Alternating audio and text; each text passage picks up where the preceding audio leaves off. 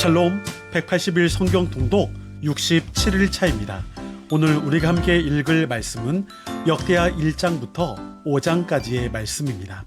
역대기와 관련해서는 이미 앞에서 이야기를 했던 바가 있습니다. 역대상을 설명하면서 아마 했던 것으로 보여집니다. 일반적으로 다윗에 대한 역사는 사무엘 상하에 기록되어 있고 다른 왕들에 대한 역사는 열왕기서에 기록되어 있습니다. 역대기 역시도 다윗과 왕들에 대한 역사서이지만 다른 역사서와 다른 점은 역대기는 이스라엘이 바벨론에 의해 멸망당했다가 돌아온 공동체를 향해 기록된 책이라는 사실입니다. 이스라엘의 신앙을 다시 새롭게 재조명하는 관점이 있다라는 것이죠. 사무엘서와 열왕기서가 선지자적 관점에서 기록된 역사서라면 역대기는 제사장적 관점에서 기록된 역사서입니다. 역대기는 성전 신앙을 가장 중요한 중심으로 역사를 재조명하고 있습니다. 이스라엘이 하나님의 선민이라는 정체성을 확립하기 위해 왕권보다도 성전을 중심으로 하는 신앙적인 역사관에 의해 기록된 것이죠. 그래서 역대기의 강조점은 성전과 예배의 순수성, 예배의 규정과 질서, 결과적으로 하나님의 영광을 높이는 데 초점이 맞춰져 있습니다. 그래서 다윗에 관한 기록도 주로 성전을 건축하려는 다윗의 열정을 중심으로 기록되어 있습니다. 레위 지파를 재정비하고 제사장 제도를 더욱 굳건히 하는 것, 성전 예배를 위한 찬양대 정비 등 이러한 내용은 사무엘서나 열왕기에는 기록되지 않은 부분들인데 역대기 저자는 레위 사람들, 제사장들, 성전 문지기들, 성전을 지키는 군대의 분대들과 같은 목록을 일일이 열거하고 있습니다. 결국 역대기의 내용을 요약하면 다윗은 성전 건축을 준비한 왕이고 솔로몬은 성전을 건축한 왕입니다. 그러니까 포로에서 귀환한 이스라엘 백성이 가장 먼저 가장 중요하게 해야 할 일은 성전을 다시 짓는 것이었습니다.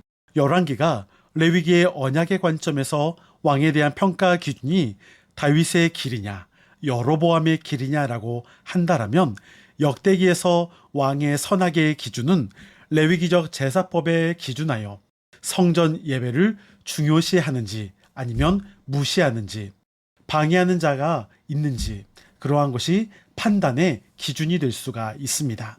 그런 면에서 역대기 저자는 하나님을 떠나 금송아지를 숭배하기로 했던 북왕국의 왕들에게는 관심이 없고 오직 남왕국인 유다의 왕조에 대해서만 기록하고 있습니다. 선지자적 영성은 윤리, 도덕, 현실적인 것을 강조한다면 제사장적 영성은 예배와 규례, 의식적인 것을 강조합니다. 선지자적 영성은 수평적인 관계인 인간 상호 관계에 중점을 두고 있다면 제사장적 영성은 수직적인 관계인 하나님과 백성들의 관계에 더 중점을 두고 있습니다. 역대상이 다윗의 눈으로 성전 준비를 하고 있다면 역대하 1장부터 5장까지의 내용은 솔로몬의 눈으로 성전과 관련된 내용을 중점을 이루고 있습니다. 1장은 솔로몬의 지혜와 부에 대해 설명하고 있고 2장은 솔로몬이 성전 건축을 준비하는 내용입니다. 3장과 4장은 솔로몬이 여호와의 성전을 드디어 건축하게 되는 내용이 기록되어 있고 5장은 완공된 성전으로 하나님의 법궤를 운반하게 되는 그 내용이 기록되어 있습니다.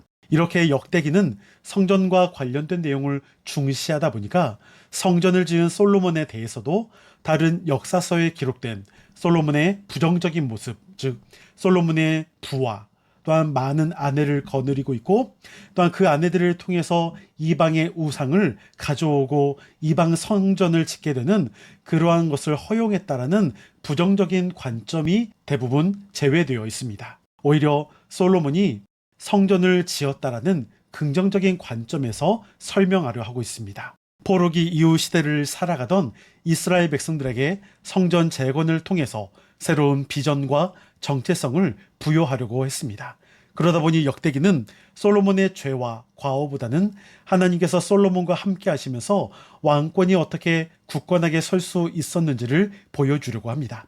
그래서 돌아온 백성들이 성전 신앙을 다시 회복함으로 인해 성전이 재건되고 성전에서 함께 예배하면서 다시 하나님 앞에서 회복되어야 할 예배와 공동체를 굳건히 세워야 할 것을 다짐하는 것입니다. 올해 우리 교회 표어도 여호와의 성전을 건축하라라고 잡았던 이유도 하나님 앞에 우리의 신앙과 정체성이 다시 회복되어야 할 것을 강조하기 위해서입니다. 이제 내용을 기억하면서 역대하 1장부터 5장까지의 말씀을 들으시겠습니다. 여러분, 오늘도 승리하시고 평안하세요.